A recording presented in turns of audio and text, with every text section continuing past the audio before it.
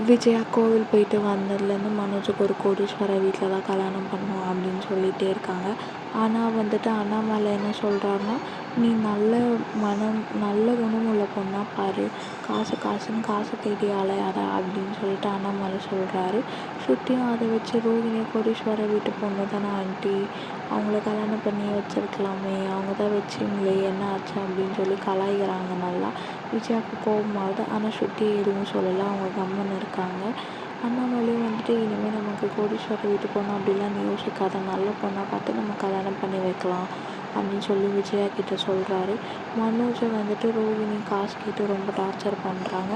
ஆனால் மனோஜ் வந்துட்டு கொடுக்குறேன் அப்படின்னு சொல்லி ரோகிணி ஏமாற்றிட்டே இருக்காரு. மனோஜுக்கு கல்யாணம் ஆன விஷயம் வீட்டில் வேற இன்னும் தெரியல.